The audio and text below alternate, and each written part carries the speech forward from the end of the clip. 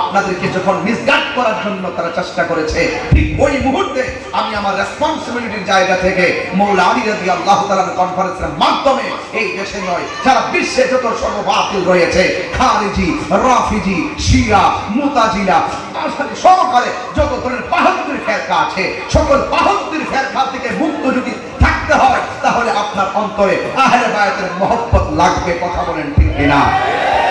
এবার আসেন শেষ কালাম বলে দিয়ে যাই। কেন লাগবে? আল্লাহর হাবিব বলছেন, আমি তোমাদের কাছে দুইটা জিনিস রেখে যাচ্ছি, এই দুইটা জিনিসকে যদি আঁকড়ে ধরে রাখো তাহলে কোনোদিন তোমরা পথভ্রষ্ট হবে না। এক নম্বর হলো আল্লাহর কোরআন, দুই নম্বর হলো আমি নবীর সুন্নাহ। কিন্তু এখানে রাসূল সীমাবদ্ধ থাকে নাই। রাসূল করিম সাল্লাল্লাহু আলাইহি সাল্লাম নূরানি জবান মুবারকে আরেকটা কথা বলেছেন, আমি তোমাদের কাছে দুইটা জিনিস রেখে যাচ্ছি, একটা হলো আল্লাহর কোরআন, আরেকটা হলো আমার আহলে বায়াত। দেখেন ওখানে বলছে আমি রেখে যাচ্ছি সুন্নাহ, আবার এখানে বলছে আমি রেখে যাচ্ছি আহলে বায়াত। আহলে বায়াতের কথাটা কেন বলেছেন? কারণ রাসূল তো গায়েবের খবর দেনেওয়ালা। বড় করে বলেন ঠিক কিনা বলেন? রাসূল গায়েবের খবর দেনেওয়ালা। দেখেন এখন তাকায়া দেখেন, আমরা যারা দীর্ঘদিন ধরে নয়, আমাদের বাপ দাদার আমল থেকে আমরা লেখে আসছি আহলুস সুন্নাত ওয়াল জামাত, আমরা সুন্নি। উপস্থিত ভৈরব জিল্লুর রহমান পৌর মিলনায়তনে দাওয়াত ইমানি বাংলাদেশের অধীনে তাহিয়া শ্রমিক সংগঠনের ৮ম প্রতিষ্ঠা বার্ষিকী উপলক্ষে মৌলা আলী রাদিয়াল্লাহু তাআলা আনহু কনফারেন্সের সম্মানিত সভাপতি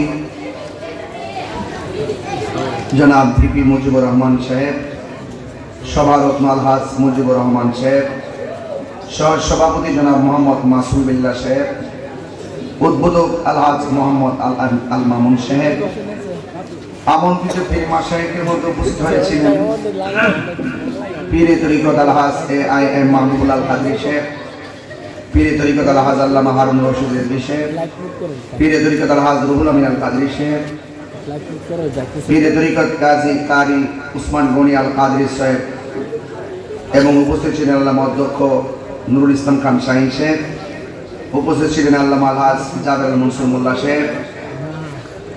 আজকে অনেক গণ্যমান্য ওলামা ইকরাম, বিশেষ করে ডক্টর আল্লামা এমদাদুল হক রাজনগরী মহোদয়, আল্লামা গাজী এম এ শহীদুল্লাহ জিহাদি সাহেব, মুফতি মনির ইসলাম চৌধুরী মোরাদ সাহেব, আল্লামা গাজী এম এ রুহুল কুদ্দুস রিজভী সাহেব, খন্দকার মুফতি মোবারক হোসেন কাদরী সাহেব, আল্লামা মুফতি নেসান আহমদ সাহেব, মুফতি জসিমউদ্দিন মুজাহিদি সাহেব, মুফতি মহিউদ্দিন ফয়েজি সাহেব, মৌলানা হাফেজ আমির হোসেন রায়পুরি সাহেব সহ আজকের এই প্রোগ্রামটি ইন্তেজামিয়া কমিটির পক্ষে অক্লান্ত পরিশ্রম করে যিনি এই প্রোগ্রামটিকে বাস্তবায়নে রূপদান করেছেন জনাব মীর রাজন আহমদ ভাই, এবং উপস্থিত আছেন এই প্রোগ্রামটিকে বাস্তবায়ন করার নেপথ্যে রন্ধ্রে রন্ধ্রে বিভিন্ন জায়গায় প্রচারে প্রসারে দাওয়াতে বিভিন্নভাবে অক্লান্ত পরিশ্রম করেছেন তাহিয়া সুন্নি যুব সংগঠন ভৈরব উপজেলার আহ্বায়ক সানি চিশতি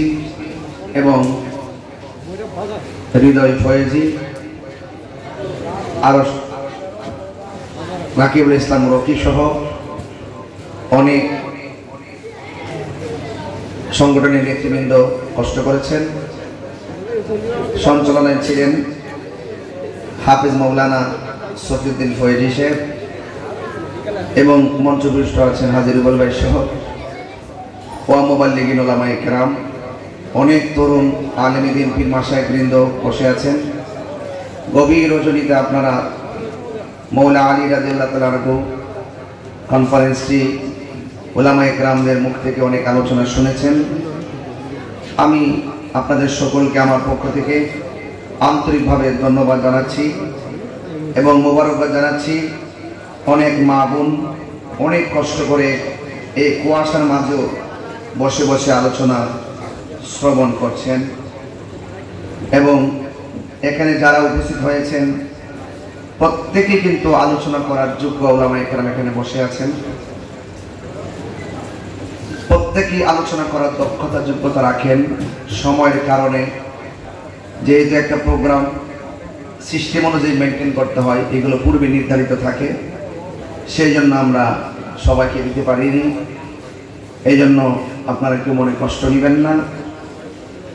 এরপরও যারা জিক্রি মৌলা আলী রাদিয়াল্লাহু তাআলা আনহুতে এসেছেন এবং আলোচনা শুনেছেন, আপনাদের সকলকে আমি আমার পক্ষ থেকে আন্তরিকভাবে ধন্যবাদ জানাচ্ছি।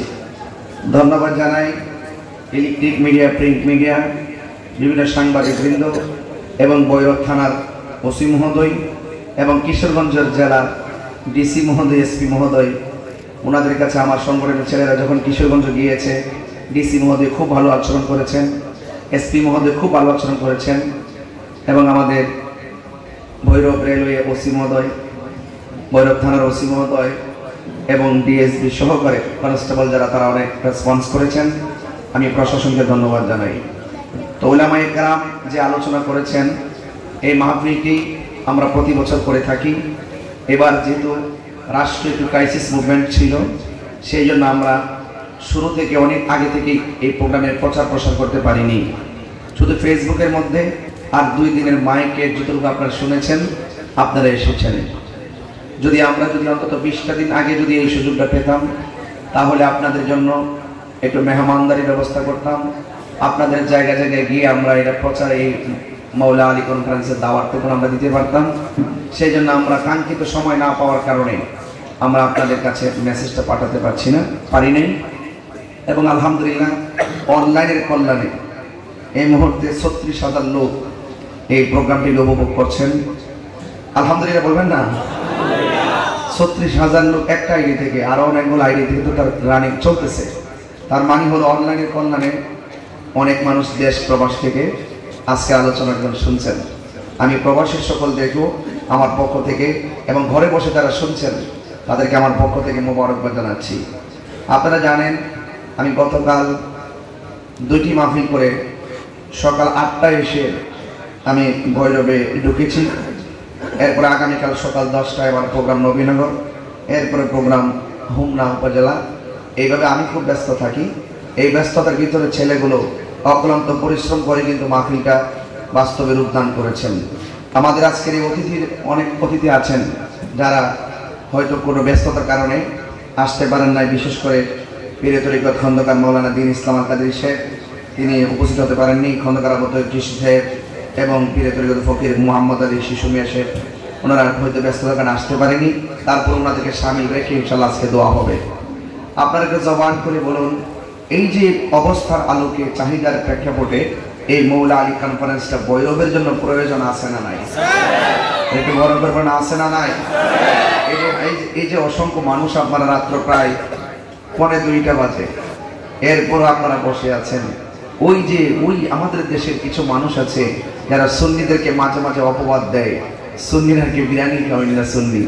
আচ্ছা কত দেখি, এই রাত্র 1:45 বাজে আমাদের কোনো আজকে তাবারুক আছে? আমাদের তাবারুক একটাই, জিক্রে মৌলা আলী। কথা বলেন ঠিক না বেঠিক? তো সুতরাং আমরা এই সুন্নিরা আমরা কখনো সিন্নি খাওয়ার জন্য লালায়িত নয়। আমাদের তাবারুক হলো জিকির, চিৎকার মারহাবা। এই জন্য আমাদের যে একজন তরুণ যোদ্ধা আছেন, বিশেষ করে আপনারা শুনেছেন মেশকাত রেজা, সেও খুব সুন্দর বক্তব্য রেখেছেন। তরুণ যোদ্ধারা তারা অনেক কাজ করছেন এবং শায়ের জানামা মেরাজা তো মন মাতানো সানাই মোস্তফা পরিবেশন করে আপনাদেরকে উদ্বিলিত করেছেন। হ্যাঁ, এবং মুফতি মাওলানা জহিরুল ইসলাম জাহিরি লাস্টে খুব সুন্দর হৃদয় বিদারক নাত রাসূল পড়ে আমাদের হৃদয়কে উজালা করেছেন। তো সবকিছু মিলে আপনারা একটু হাত তোলেন। হাত তুলে একটু বলতে চাই, আমরা খুশি না বেজা? আরো বড় করে খুশি না বেজা? আল্লাহ পাক যেন আপনাদের সকলকে কবুল করে, বলুন আমিন। তাইলে আজকে সারা সন্ধ্যা থেকে এই পর্যন্ত, সারা রাত্র পর্যন্ত আমাদের উলামায়ে কেরাম একদম বেঁধে দেওয়া বিষয় অনুযায়ী ওনারা কি করেছেন? আলোচনা করেছেন। এ থেকে আমাদের লাভ হয় নাই? আরো যুগে লাভ হয় নাই? লাভ হয়েছে। এই জন্য আমরা সবচেয়ে বড় সম্পদ হলো ঈমান। সবচেয়ে বড় সম্পদ কি? আচ্ছা, নামাজ যে পড়ছেন, এক সাহাবী নবীরে প্রশ্ন করে, ইয়া রাসূলুল্লাহ, আপনার উপরে কিভাবে সালাম দিব আমরা জানি, কিন্তু আপনার উপরে নামাজের ভিতরে আমরা কিভাবে আপনার উপরে দরুদ পড়ব? দেখেন কথাটা কিন্তু অনেক কঠিন, যে আপনাকে কিভাবে সালাম দিব সেটা আমরা জানি, নামাজের ভিতরে সালাম দেই না? আসসালামু আলাইকা আইয়ুহান নবী পড়ি না? আপনাকে কিভাবে সালাম দিব সেটা আমরা জানি, কিন্তু নামাজের মধ্যে আপনাকে আমরা আপনার উপরে দরুদ শরীফ পড়ব কেমনে? তখন আল্লাহর হাবিব দেখেন কি বলেছেন। আল্লাহর হাবিব বলেছেন নামাজের মধ্যে তোমরা দরুদ পড়বে, আল্লাহুম্মা সাল্লি আলা মুহাম্মদ ওয়া আলা আলি মুহাম্মদ। সুবহানাল্লাহ বলবেন না? এই ওয়া আলা আলি মুহাম্মদ মানে হলো আহলে বায়াত। তার মানে বোঝা গেল নামাজের মধ্যে এমপি কে সালাম দিলে নামাজ বাতিল, মন্ত্রীকে সালাম দিলে নামাজ বাতিল, নামাজের ভিতরে নবীজিকে আহলে বায়াতকে স্মরণ না করলে নামাজ বাতিল। তাই নামাজ আফদালুল ইবাদাতুস সালাত, সর্বোত্তম ইবাদতের মধ্যেও আহলে বায়াত আছে না নাই? আরো বড় করে আছে না নাই? আছে। সেই জন্য আহলে বায়াতের শান সম্পর্কে আমি ওনারা যে আলোচনা করেছেন তাদের আলোচনার সাথে আমার কোনো কথা যেন না মিলে, যে কথাগুলো বাকি রয়ে গেছে হুজুররা তো সময়ের কারণে অনেক মহাসাগর আলেমগুলো এসেছিলেন, ওনারা সময়ের কারণে বিস্তারিত বলতে যতটুকু বলেছেন অসংখ্য বলেছেন, আরো যদি সময় দিতাম আরো বলতেন। এরপরে একটা কনফারেন্সের নিয়ম অনুযায়ী ওনারা সুবিবেচনা করে আলোচনা কমিয়ে দিয়েছেন। তো আপনাদের কাছে আমার একটা কথা অনুরোধ থাকবে, আমরা মৌলা আলী রাদিয়াল্লাহু তাআলা আনহুকে ভালোবাসি, এতে কোনো সন্দেহ আছে? এই মৌলা আলী কনফারেন্সটা ভৈরবে করার মূল কারণ হলো যে অনেকেই বলে যে আমরা সুন্নিরা মৌলা আলীর বিদ্বেষ করি, মৌলা আলী রাদিয়াল্লাহু বিরোধিতা করি। তো আমরা ওই সমস্ত বিরুদ্ধবাদীদের জবাব দেওয়ার জন্যই আমরা বোঝাইতে চাই আমরা সুন্নি, এমন সুন্নি আমরা আহলে বায়াতকে ভালোবাসি, সাহাবায়ে কেরামকে ভালোবাসি, আল্লাহকে ভালোবাসি, আউলিয়া কেরামকে ভালোবাসি, মাকে ভালোবাসি, সম্প্রীতিকে ভালোবাসি। এই সকল কিছুর মিলিয়ে 100% হৃদয়ে আল্লাহর বিধানগুলোকে ধারণ যে করতে পারে তারাই হলো সুন্নি। কথা বলেন ঠিক কিনা? এজন্য আমরা কাউকে খুশি করতে গিয়ে কাউকে বেজার করতে পারবো না, কারণ এই অথরিটি আল্লাহ আমাদেরকে দেয় নাই। এবার আসেন রাসূল করিম সাল্লাল্লাহু আলাইহি ওয়াসাল্লামের আহলে বায়াত হযরত মাওলানা আলী রাদিয়াল্লাহু তাআলা আনহু সম্পর্কে আমি কিছু কথা একটু বলতেই হয়, যে এই কথাটা আমি একটা হাদিস শরীফ উচ্চারণের মাধ্যমে আমি আপনাদেরকে তুলে ধরব। আন আয়েশা রাদিয়াল্লাহু তাআলা আনহা ক্বালাত, হযরত আয়েশা সিদ্দিকা রাদিয়াল্লাহু তাআলা আনহা থেকে বর্ণিত, তিনি বলেছেন রাআইতু আবু বকর সিদ্দিক রাদিয়াল্লাহু তাআলা আনহু, আয়েশা সিদ্দিকা বলেন যে আমি আমার আব্বা আবু বকরকে দেখেছি ইউকসিরুন নাজরা ইলা ওয়াজহি আলী রাদিয়াল্লাহু তাআলা আনহু, আমি আমার আব্বাকে দেখেছি, আমার আব্বা আবু বকর বেশি বেশি মৌলা আলী রাদিয়াল্লাহু তাআলা আনহুর চেহারার দিকে তাকাইছে। হ্যাঁ, তখন ফাকুলতু লাহু, আমি আমার আব্বা মৌলা আলী রাদিয়াল্লাহু তাআলাকে জিজ্ঞেস করলাম, ইয়া আবা, হে আমার বাবা, আরাকা তুকসিরুন নাজরা ইলা ওয়াজহি আলী রাদিয়াল্লাহু তাআলা আনহু, অবশ্যই আমি আপনাকে দেখেছি, আজকে আপনাকে দেখেছি আপনি বেশি বেশি মৌলা আলী রাদিয়াল্লাহু তাআলা আনহুর চেহারার দিকে তাকান। আচ্ছা, মেয়ে হিসেবে তো বাবাকে এটা জিজ্ঞাসা করতেই পারে কি পারে না? তখন হযরতে মৌলা আলী, হযরতে সিদ্দিক আকবর রাদিয়াল্লাহু তাআলা আনহু বলেন, কি বলেন? ইয়া বুনাইয়াতু, হে আমার মা, সামিউতু রাসূলুল্লাহি সাল্লাল্লাহু আলাইহি ওয়াসাল্লাম ইয়াকুল আন নাজরা ইলা ওয়াজহি আলী রাদিয়াল্লাহু তাআলা আনহু ইবাদাতুন। হযরত আবু বকর সিদ্দিক রাদিয়াল্লাহু তাআলা বলছেন, হে মা, আমার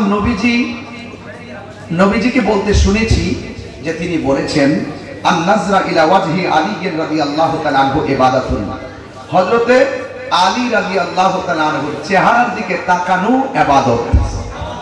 আর বড় করে বলেন না সুবহানাল্লাহ। তাইলে মৌলা আলী রাদিয়াল্লাহু তাআলা আনহুর চেহারার দিকে সাহাবারা তাকায় থাকতেন। তার মানে আপনি বুঝতে পারতেছেন তো মৌলা আলীর শানটা কত। আর তিনি শান থেকে হলো আলাদা একটা স্পেশাল মর্যাদা, কারণ ওনারা হলেন আহলে বায়াতের সদস্য। কথা বলেন ঠিক কিনা? তার মানে কাউকে ভালোবাসতে গিয়ে কাউকে ছোট করে দেখা যাবে না। আমার সমাজের মধ্যে কার যদি টাকা নাও থাকে তাকে গরিব কিংবা ফকির বলে গালি দেওয়া যায় না। এই জন্য মর্যাদাগত দিক দিয়ে সাহাবায়ে কেরাম সবাই মর্যাদার পাত্র, আহলে বায়াত সবাই মর্যাদার পাত্র। আপনি মার্কিং করার মতন ক্ষমতা আল্লাহর হাবিব আপনাকে দেয় নাই। আপনি কাকে 3 নম্বর দিবেন, কাকে 5 নম্বর দিবেন, এইরকম মার্কিং করতে দেওয়া যাবে না। এবার আসেন, আল্লাহর হাবিব সিদ্দিক আকবরকে বলছেন, হে আবু বকর, আমার শরীরটা যেন কেমন কেমন লাগে, তুমি একটু মসজিদের মধ্যে ইমামতিটা করিও।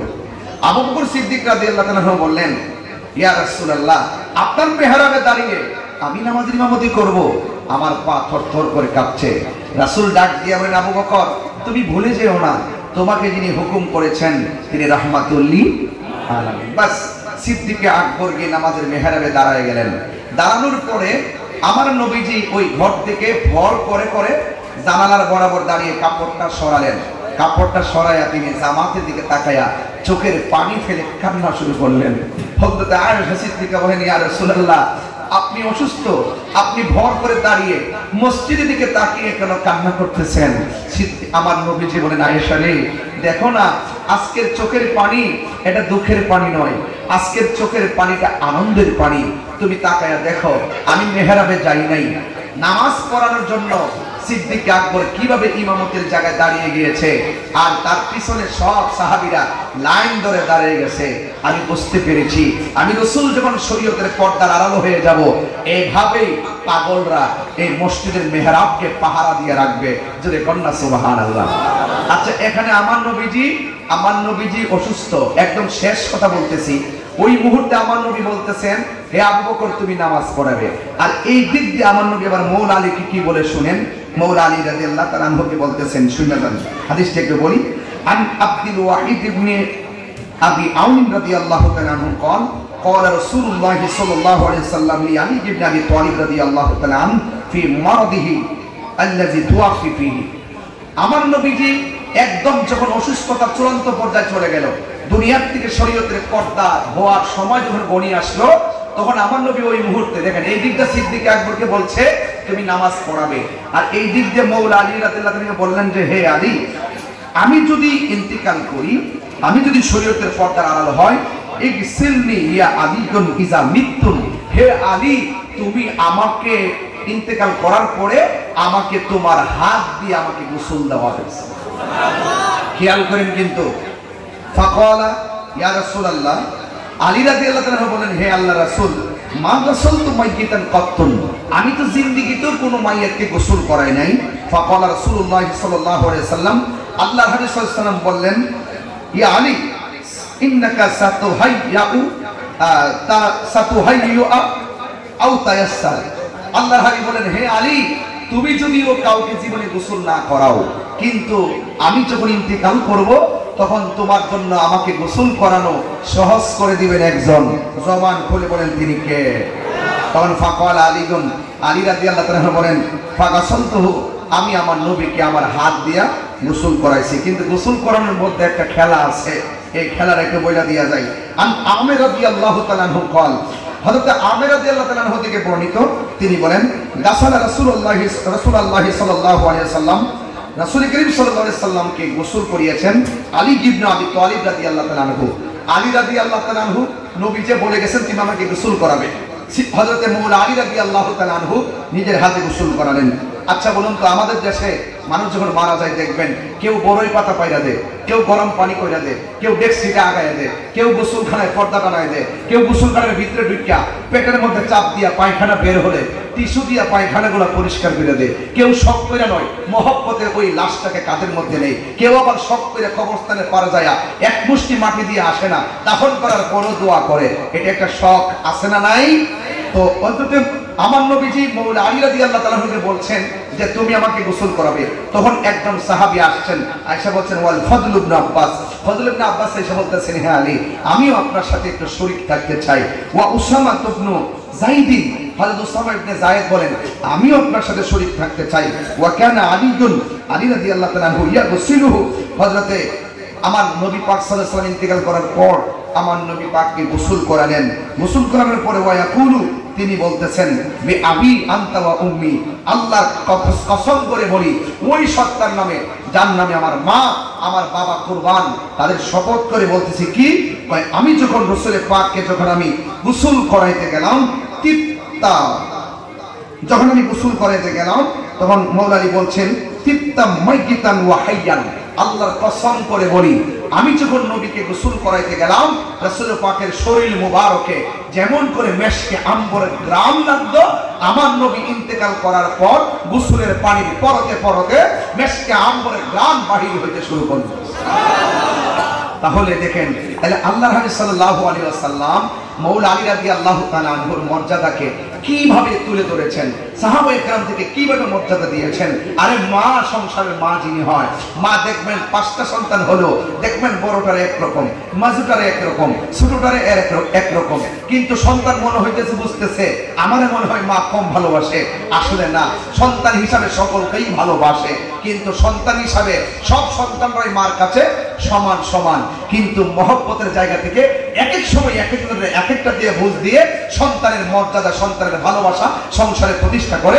ঠিক এভাবে আল্লাহর হাবিব সাল্লাল্লাহু আলাইহি সাল্লাম সকল সাহাবায়ে কেরাম কে উঁচু কে নিচু কে কতটুকু এটা কম্পেয়ার করার জন্য ক্ষমতা আপনাকে দেয় নাই। আল্লাহর হাবিব এক একজনের এক একটা মর্যাদার কথা বলে বলে আল্লাহর হাবিব এক একটা মর্যাদা ফাজাইলগুলো বর্ণনা করেছেন। আপনার কাজ হলো ফাজাইল বর্ণনা করা, আপনার কাজ হলো জিকরে আলী নিয়ে আলোচনা করা, আপনার কাজ হলো মৌলা আলীকে মহব্বত করা। আপনি মার্কিং করতে পারবেন না। যারা মৌলা আলী রাদিয়াল্লাহু তাআলা আনহুকে মহব্বত করে, যারা সাহাবায়ে কেরামদেরকে মহব্বত করে, এরাই হলো সুন্নি। কথা বলেন ঠিক কিনা? তাই আজকে আলোচনার মূল বিষয় হলো যে আমরা যে এই কাজটা করতেছি, এই যে এই আজকের যে অনুষ্ঠানটা করার মূল কারণ হলো একদিন তো আমাদেরকে চলে যেতে হবে, একদিন তো আমাদেরকে মরে যেতে হবে। আজকে ভৈরবের মধ্যে আসি 19 বছর ধরে, 19-20 বছর হয়ে গেল ভৈরবে আসি। ওয়াজ তো আর কম করি নাই, কারবালার ওয়াজ করেছি, মা বাবার ওয়াজ করেছি, কবর আলোচনা করেছি, অনেক মানুষ কেঁদেছেন, কিন্তু ওই কান্নার ভিতরে কিছু মানুষ আছে চোখের পানি কেড়ে নেওয়ার জন্য বিভিন্নভাবে আপনাকে লোভ লালসায় ফেলে দিয়েছে, বিভিন্ন অর্থের প্রলোভন দেখিয়ে আপনার চোখের পানিকে কেড়ে নিয়েছে, আপনাকে বিভিন্ন লোভ দেখিয়ে আপনার ঈমানকে হরণ করে নিয়ে নিজেদের একটা বড়ই সৃষ্টি করার জন্য আপনাদেরকে যখন মিসগাইড করার জন্য তারা চেষ্টা করেছে, ঠিক ওই মুহূর্তে আমি আমার রেসপন্সিবিলিটির জায়গা থেকে মৌলা আলী রাদিয়াল্লাহু তাআলা কনফারেন্সের মাধ্যমে এই দেশে নয় সারা বিশ্বে যত সর্ববাতিল রয়েছে, খারিজি, রাফিজি, শিয়া, মুতাজিলা সহকারে যত ধরনের 72 ফিরকা আছে, সকল 72 ফিরকা থেকে মুক্ত যদি থাকতে হয় তাহলে আপনার অন্তরে আহলে বায়াতের মহব্বত লাগবে। কথা বলেন ঠিক কিনা? এবার আসেন শেষ কালাম বলে দিয়ে যায়। কেন লাগবে? আল্লাহর হাবিব বলছেন, আমি তোমাদের কাছে 2টা জিনিস রেখে যাচ্ছি, এই 2টা জিনিসকে যদি আঁকড়ে ধরে রাখো তাহলে কোনোদিন তোমরা পথভ্রষ্ট হবে না। 1 নম্বর হলো আল্লাহর কোরআন, 2 নম্বর হলো আমি নবীর সুন্নাহ। কিন্তু এখানে রাসূল সীমাবদ্ধ থাকে নাই। রাসূল করিম সাল্লাল্লাহু আলাইহি সাল্লাম নূরানি জবান মুবারকে আরেকটা কথা বলেছেন, আমি তোমাদের কাছে 2টা জিনিস রেখে যাচ্ছি, একটা হলো আল্লাহর কোরআন, আরেকটা হলো আমার আহলে বায়াত। দেখেন ওখানে বলছে আমি রেখে যাচ্ছি সুন্নাহ, আবার এখানে বলছে আমি রেখে যাচ্ছি আহলে বায়াত। আহলে বায়াতের কথাটা কেন বলেছেন? কারণ রাসূল তো গায়েবের খবর দেনেওয়ালা। বড় করে বলেন ঠিক কিনা বলেন? রাসূল গায়েবের খবর দেনেওয়ালা। দেখেন এখন তাকায়া দেখেন, আমরা যারা দীর্ঘদিন ধরে নয়, আমাদের বাপ দাদার আমল থেকে আমরা লেখে আসছি আহলুস সুন্নাত ওয়াল জামাত, আমরা সুন্নি। এখন দেখেন অনেক ধরনের গ্রুপ বেরিয়ে গেছে, এখন যত ধরনের বাতিল আছে সকল বাতিলগুলো এখন নিজেদেরকে আহলুস সুন্নাত ওয়াল জামাত দাবি করা শুরু করেছে। তার মানে রাসূল যে গায়েবের খবর দেনেওয়ালা, এটা আমারও আমরা স্পষ্ট ইউনিভার্সাল ট্রুথ হিসাবে আকাশে দীপ্যমান তারকা যেমন সত্য, তারকারাজি যেমন সত্য, চাঁদ যেমন সত্য, রাসূলের পাকের ভবিষ্যৎবাণীগুলো সত্য। এই জন্য রাসূল বলে গেছেন যে যারা তোমরা যদি 2টা জিনিসকে আঁকড়ে ধরে রাখো পথভ্রষ্ট হবে না, যারা কোরআনকে ধরবে এবং যারা আহলে বায়াতকে মহব্বত করবে। এই জন্য আমরাও বলি সুন্নি, লামাযহাবিরাও কো সুন্নি, অনেক বাতিলরাও কো সুন্নি, এখন সবাই কো সুন্নি। এখন এই দাবি তো 5 বছর আগেও ছিল না, এখন নতুন নতুন হচ্ছে কেন? তাহলে 1500 বছর পরেও বোঝা গেল সুন্নি সবাই দাবি করবে, কিন্তু যারা সত্যিকার অর্থে সুন্নি হবে তারা আহলে বায়াতকে মহব্বত করবে। কথা বলেন ঠিক কিনা বলেন? এই জন্য রাসূল করিম সাল্লাল্লাহু আলাইহি ওয়াসাল্লাম এই হাদিসটা বলে দিয়ে গেছেন। আর দেখেন তুফান আসলে বাড়িঘর লন্ডভন্ড হয়ে যায়, কিন্তু বাতিলের ঢেউ যখন আসবে আপনার ঈমান লন্ডভন্ড হয়ে যাবে। এই জন্য ওই বাতিলদের ঢেউ থেকে, বাতিলদের তুফান থেকে, বাতিলদের ভূমিকম্প থেকে, বাতিলদের আক্রমণ থেকে আপনার জান নয়, আরে জান গেলে তো তাহিরে চুল পরিমাণ দুঃখ করে না। ইমাম আলী মুকাম গলা তাজা রক্ত দিয়েছেন, তাইফের জমিন হয়েছে, মুতার জমিন হয়েছে, উহুদের জমিন হয়েছে, শুহাদায়ে কারবালা হয়েছে। এই জন্য আমরা ভৈরববাসী সুন্নি যারা আছি মৃত্যুর পরোয়া করি না। ভক্তরা বলেন ঠিক কিনা বলে?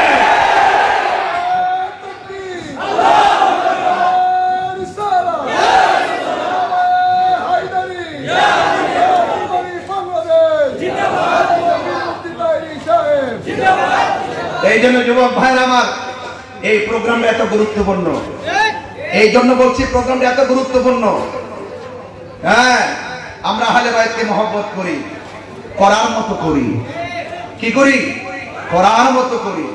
কারণ কবরে, হাসরে, মিজানে, ফুলসিরাতে পাঞ্জাতন ছাড়া আমাদের কোনো উপায় আছে? উপায় আছে?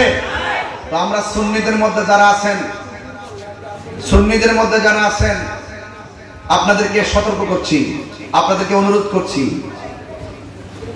জেনে শুনে সত্যকে গোপন করবেন না। আমরা বিশেষ করে দাওয়াত ইমানি বাংলাদেশ বানের জলে পেশে আসা কচুরি পানা নয়। দেখবেন দেখবেন যেখানে কোনো ধরনের বাতিলদের চক্রান্ত হয় তখন আমরা প্রতিবাদ করি। আমি অনুরোধ করব, খন্ড খন্ড প্রতিবাদের শক্তি যেমন, ঐক্যবদ্ধ শক্তিটা কিন্তু তেমন নয়, এটা আরো বেশি। কথা বলেন ঠিক কিনা? আমি অনুরোধ করব ভৈরববাসীকে, আমরা সবাই যে যেই দল করি সব দলের ভিতরে সুন্নি আছে কিনা? আজকে যারা বিশেষ করে বিবি মুজিবুর রহমান এবং আলহাজ আল মামুন এবং জনাব মাসুম বিল্লাহ ভাই এবং আমার ভাই মীর রাজন আহমদ সাহেব এবং আমাদের আজকের অতিথিবৃন্দ, ওনারা যে বক্তব্য রেখেছেন, আপনারা কি অনুভব করেছেন ওনারা কি বাতেল? কথা, ওনারা কি বাতেল? এক একটা বক্তব্য আমাদের হৃদয়কে কেড়ে নিয়েছে। এই জন্য সুন্নি যেখানে থাকবে আমরা সেখানে যাব। কথা বলেন ঠিক কিনা বলেন? আমাদের কাজ হলো সুন্নি নিয়া, আমাদের কাজ হলো সুন্নিয়ত নিয়া। আমরা কোনো বিভাজন চাই না। যারা নবীকে ভালোবাসে আমরা তাকে ভালোবাসবো, যারা আহলে বাইতকে ভালোবাসে আমরা তাদেরকে ভালোবাসবো। সুন্নিরা কোনো দলের দালালি করে না, সুন্নিরা মদিনাওয়ালার প্রেমের দালালি করে। আরেকটা কথা বলি, সুন্নিরা কখনো রক্তচক্ষুকে ভয় পায় না। ভয় না পাওয়ার একটা কারণ আছে, কারণ সুন্নিরা দেখবেন, সুন্নিরা রক্তচক্ষুকে ভয় না পাওয়ার মূল কারণ সুন্নিদের চোখের মধ্যে আছে মদিনাওয়ালার সবুজ গম্বুজের দৃশ্য। কথা বলেন ঠিক কিনা? এই জন্য আমরা এগুলোর ভয় পাই না। আমার বলতেছে গাড়ি ভাঙছে, আরে বেটা 23 বার না 24 বার গাড়ি ভাঙছে, বেটা হইলে সুরের মতন গাড়ি বাড়ি দিয়ে এইটা মারে দূর মারে, তো সামনে দাঁড়ায় না বাংলা সাহস থাকলে। কথা কোন ঠিক না? যদি এই জন্য যাই হোক, ভাঙলে ভাঙবে, মারলে মারবে, কিন্তু মৃত্যুর আগ পর্যন্ত আমরা যেহেতু মরে যাব, কিন্তু লড়ে যেতে হবে। কথা বলেন ঠিক কিনা? তা আমরা দিন শেষে একটা কথা বলবো, এই দেশে অনেক ইসলামী দল আছে। আমি সকলকে অনুরোধ করব, আপনারা যদি ভালো চান, এই দেশের সুন্দর একটা মুহূর্ত এসেছে, সকল যত যে ধর্ম বা যে দল করেন না কেন, আমি অনুরোধ করব, যদি আপনার আমাকে ভালো লাগে আমাকে আপনি বুঝান, বোঝায় আপনার দলে নেন, না হয় আপনি বুঝে আসুন। যদি ইসলামী দলগুলো যদি সকলে যদি আলোচনা সাপেক্ষে আকীদার সমাধান করে যদি ঐক্যবদ্ধ হতে পারে, নিঃসন্দেহে অন্তত পক্ষে সুন্নিরা এবং ইসলামী দলগুলো রাজপথ থেকে মসনদে যেতে পারবে। কথা বলেন ঠিক কিনা? একটা অংশ থাকবে। এই উদাত্ত আহ্বান জানিয়ে আর ভৈরববাসীকে অনুরোধ করব, আপনারা এই মাহফিলগুলো যেন বন্ধ না হয়, আপনারা মাহফিলগুলো করবেন। যদি কোনো কারণে মাহফিলটা বন্ধ হওয়ার জন্য কেউ যদি অপচেষ্টা করে, ইনশাআল্লাহ আমরা সকলে ঐক্যবদ্ধভাবে এই মাহফিলগুলোকে বাস্তবায়ন করার জন্য সংগ্রাম করব, লড়াই করব। কথা বলেন ঠিক কিনা? কারা কারা আমার প্রস্তাবের সাথে একমত আছেন? যদি মরে যাওয়ার প্রশ্ন আসে, মরতে রাজি আছেন? কার জন্য মরতে রাজি আছেন? আরো জোরে কার জন্য? দেখা দাও রাসূলুল্লাহ, তুমি কাঁদে আশিক তোমার। কষ্ট আপনাদের? দেখা দাও রাসূলুল্লাহ, তুমি কাঁদে আশিক তোমার। আছো শুয়ে মদিনায় তুমি, ডেকে নাও রওজা তোমার। রাসূলুল্লাহ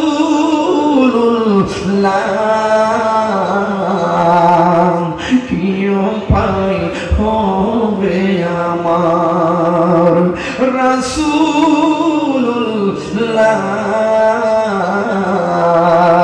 কি উপায় হবে আমার? ওই মদিনার পথের ধুলি মাখতাম আমি, পেলে সুরমা বলি। ওই মদিনার পথের ধুলি মাখতাম আমি পেলে সুরমা বলি, ফিরে পেত নয়ন নূরেরই আধার, ফিরে পেত নয়ন নূরেরই আধার। ডেকে নাও রোজা তোমার রাসূলুল্লাহ, কি উপায় হবে আমার, মরণের চিঠি যখন আসবে আমার, কালিমার তালকিন দিও বারে বার, মরণের চিঠি যখন আসবে আমার, কালিমার তালকিন দিও বারে বার, প্রাণ ভরে দেখবো চেহারা তোমার, প্রাণ ভরে দেখবো চেহারা তোমার, আর ডেকে নাও রোজা তোমার রাসূলুল্লাহ, কি উপায় হবে আমার রাসূলুল্লাহ,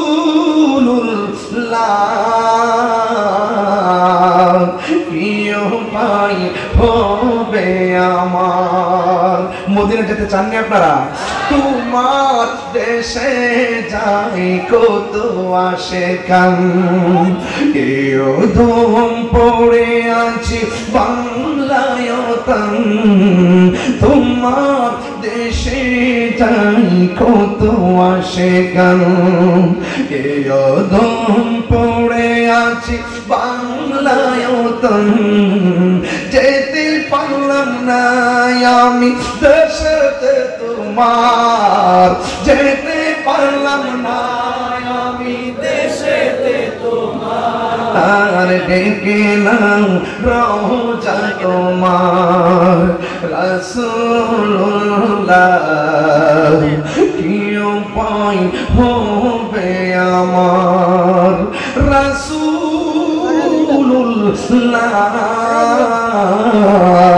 কি উপায় হবে আমার, ডেকে নাও রাসূলুল্লাহ তুমি, কাঁদে আশিক তোমার, আছো শুয়ে মদিনায় তুমি, ডেকে নাও রোজা তোমার রাসূলুল্লাহ,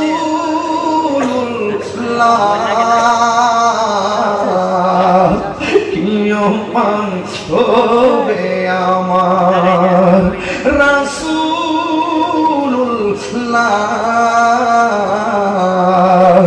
কি উপায় হবে আমার। বিদায় বেলায় সবাই জবানটা খুলে কোন সুবহানাল্লাহ, কি দিয়া বুঝাবো, 2-3 মিনিটে ফিনিশিং দিয়া বইলা দিয়া যাই। ফুরাতের নদীর মধ্যে পানি আছে না নাই? ওই ফুরাতের নদী একদিন স্বর্ণে পূর্ণ হয়ে যাবে, এই জন্য ফুরাতের নদীর দাম আছে না নাই? ওই ফুরাতের নদীর ভিতরে এমন একটা জোয়ার উঠে গেছে, এই জোয়ারে ফুরাতের পারে পানি উঠে গেছে, তীরের মধ্যে যে বাড়ি ঘর, ওই বাড়ি ঘর গুলো একদম ভরপুর ভেসে গেছে। যেমন সাতকানিয়া, সুনামগঞ্জ, লোহাগাড়া যেমন করে বন্যায় বাড়ি ঘর ভেসে গেছে। দাওয়াতি মানে মানবিক কাফেলা সেদিন প্রাণ নিয়ে দৌড়াইয়া দৌড়ে মানবিক ভাবে হাত তুলেছে, সেখানে গিয়ে আমরা হাজির হইয়া গেছি। আমরা বিশ্বাস করি আজকে বুড়িচং কিংবা আখাউড়ার বন্যা, আগামীতে আমার বাড়িতেও বন্যা আসতে পারে। কথা বলেন ঠিক কিনা? ওই ফুরাতের নদীতে যেই মাত্র বন্যা এসে গেছে রে বন্ধু, ওই মুহূর্তে বাড়ি ঘর সব বন্ধ হয়ে গেল। এখন বাড়ি ঘরের মানুষের খাবার দাবার বেঁচে গেল। ওই মুহূর্তে এখন তারা কি করবে? ওই বাড়ি ঘরের মানুষগুলো দৌড়াইয়া চিন্তা করতেছে, এই তো এই জমিনের মধ্যে বাগদাদের জমিনে ওই ফুরাতের প্রান্তর আশেপাশে বাস করে হায়দারে কাররার, মুশকিল কুশা, শের খোদা, মৌলা আলী রাদিয়াল্লাহু তাআলা আনহু। যেহেতু ওনার নামে একটা মুশকিল কুশা রয়েছে। এবার ফুরাতের মানুষগুলো দৌড়াইয়া চলে গেছেন তার কাছে। হযরতে মৌলা আলী রাদিয়াল্লাহু তাআলা আনহুর কাছে যাইয়া বলে, ইয়া মুশকিল কুশা, ও শের খুদা মৌলা আলী, আমাদের ফুরাতের পানির জোয়ার উঠে গেছে, বাড়িঘরগুলো পানির মধ্যে ভেসে গেছে। এখন মৌলা আলী রাদিয়াল্লাহু তাআলা আনহু বলে, আমি কি করতাম? এবার ওরা ডাক দিয়ে, ইয়া মুশকিল কুশা, আপনি কি করবেন? আমরা আপনাকে ওসিলা বানাইলাম, আপনি রবকে ডাক দিবেন, কি হবে না হবে আপনি জানবেন আর রব জানবে। সূরা কি সুবহানাল্লাহ বলা যাবে না? ওই ও যুবক ভাইরা রে, এই কথাগুলো আমি প্রায় মাহফিলেই বলি। এবার মৌলা আলী রাদিয়াল্লাহু তাআলা আনহু জোয়ারের কথা চিন্তা কইরা, ফুরাতের বন্যার কথা চিন্তা কইরা, হাতের মধ্যে লাঠি মোবারকটা লইয়া, গায়ের মধ্যে আস্তিনটা লাগাইয়া, গোড়ার মধ্যে ওইটা লাগামটা ধরলো। দুইটা কলিজার টুকরা, চাঁদের মতন চেহারা। একজনের নাম হলো ইমাম হাসান, আরেকজনের নাম হলো ইমাম হুসাইন।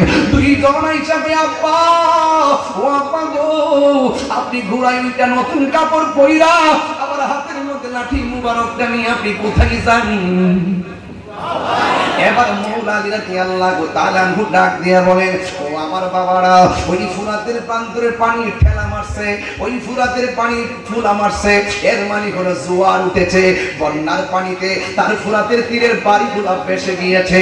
এই জন্য ওরা এসেছে, আমি সেখানে যাইয়া আল্লাহর কাছে কিছু বলার জন্য, এই জন্য আমি সেখানে যাইতেছি।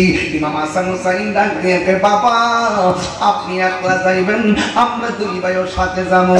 একটার সামনে বসাইলো, আরেকজনের পিছনে বসাইয়া হযরতে মৌলা আলী রাদিয়াল্লাহু তাআলা আনহু ওই ফুরাতের প্রান্তরে চলে গেল। যাওয়ার পরে যেই জায়গা শুকনা আছে, ওই জায়গার মধ্যে তীরবর্তী মানুষ যারা বন্যায় ভেসে গিয়েছে, ওরা মৌলা আলীর পাশে দাঁড়ায় গেছে। মৌলা আলী রাদিয়াল্লাহু তাআলা আনহু তিনি দুই রাকাত নামাজ পড়িয়া লাঠি মুবারকটা হাতের মধ্যে লইয়া মাটির মধ্যে একটা ধাক্কা মারছে। যেই মাত্র মৌলা আলী রাদিয়াল্লাহু তাআলা আনহু ওই রকম লাঠিটা মাটির মধ্যে গাইরা দিল, সাথে সাথে কয়েক ফুট পানি কমে গেছে। এবার আবার আরেকটা ধাক্কা দিল, আবার লাঠিটা যখন মাটির মধ্যে বসায় দিল, আবার কয়েক ফুট পানি কমে গেছে। ফুরাতের প্রান্তরে মানুষগুলো ডাক দিয়ে কয়, হে মৌলা আলী, ইয়া মুশকিল কুশা, আপনি যখন লাঠি মুবারকটা জমিনে রাখছেন, জমিন পানি খাইয়া ফেলাইছে। আর বড় করে বলেন না সুবহানাল্লাহ। আবার যখন দ্বিতীয়বার লাঠিটা রাখছেন, একদম আগে যেমন পানি ছিল একেবারে এইভাবে পানি, আবার মাটি আবার পানি খাইয়া ফেলাইছে। এখন আমরা ভয় লাগতেছে, আবার যদি আপনি লাঠিটা মাটিতে ঠেকাই দেন, না জানি আবার ফুরাতের পানি শুকায় যায়, আপনি আর মাটির মধ্যে লাগাবেন না, মাটির মধ্যে লাগাবেন না। আপনি যা করেছেন আলহামদুলিল্লাহ। এই কথা বলার পর ফুরাতের মানুষের মুখে হাসি ফুটে গেল। এখন আমার প্রশ্ন হলো, যে এই ফুরাতের পানি ঠেলা মারছে, জোয়ারের পানিতে সব পয়সা গেছিল, একদম বন্যা লেগে গেছে।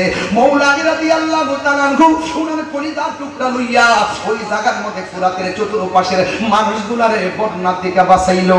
এখন আমি ভৈরববাসীর কাছে একটা বিচার দিয়া যাই, ভৈরবের কাছে আমি একটা বিচার দিয়া যাই, যেই মৌলা আলীর পানির ধাক্কা থেকে মানুষের বাঁচায়, ওই মৌলা আলীর সন্তানের জন্য ওই ফুরাতের প্রান্তরে অনেকগুলা মানুষ ওই ফুরাতের পানিটা বন্ধ করে দিছিল।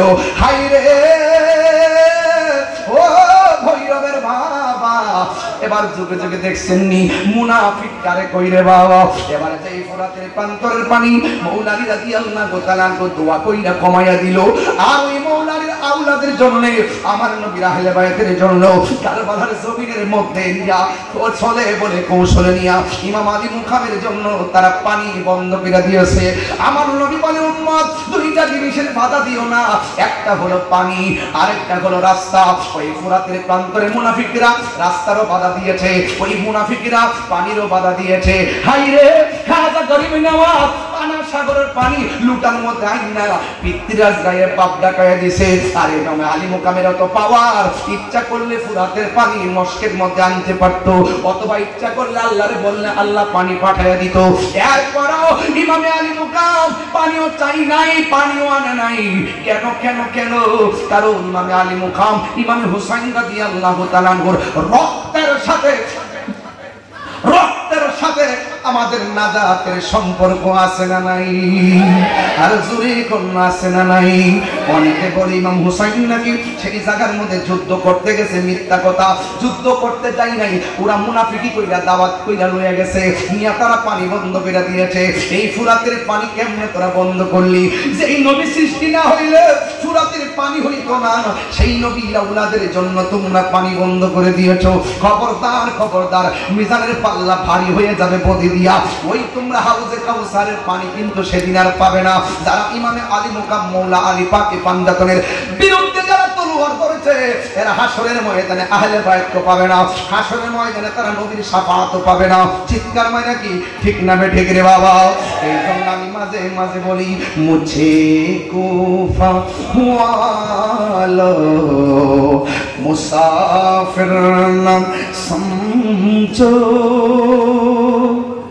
मैं आया नहीं हो बुलाया गया हो, ওহে কুফাবাসী আমায় মুসাফির ভেবো না, আমি এমনিতে আসিনি, দাওয়াতে এসেছি, মেহমান বানিয়ে কি যে কষ্ট দিল, আমি কাঁদিতে আসিনি, কাঁদানো হয়েছে। যে মাথা ঝুঁকাতো আল্লাহরই দরবারে, সে মাথা কাটিল এজিদ সীমারে। আওয়াজ করে বলে ইয়া হুসাইন। যে মাথা ঝুঁকাতো আল্লাহরই দরবারে, সে মাথা কাটিল এজিদ সীমারে। শাহাদাতের মর্যাদা লাভ করেছি, শাহাদাতের মর্যাদা লাভ করেছি, আমি মরেছি এমন নই, জিন্দা হয়েছি, আমি মরেছি এমন নই, জিন্দা হয়েছি। খুদা জানে कैसी है ये मेज़बानी, बहादुर पियासो कहीं बंद पानी, मुकद्दर में है से कौसर का पीना, मम्मी मैं मुर्दा नहीं हो जिलाया गया हो। চিৎকার মেরে কি আল্লাহু আকবার বলা যাবে না? বাবা আমি মরেছি এমন নয়, জিন্দা হয়েছে, এটাই যথেষ্ট। আরে এজিদের নাম কেউ রাখে না, হুসাইনের নামের অভাব হয় না, কথা বল ঠিক কিনা? ওই মৌলা আলী রাদিয়াল্লাহু তাআলা আনহুর মহব্বত আমরা চাই কি চাই না? আল্লাহ যেন আমাদের সকলকে মৌলা আলী রাদিয়াল্লাহু তাআলা আনহুর মহব্বত হৃদয়ে ধারণ করে এই জিন্দেগিটাকে সুন্দর করে সাজাবার তৌফিক দান করে। সবাই জবানটা খুলে বলেন আমিন। আসেন দাঁড়িয়ে নবীর সালাম।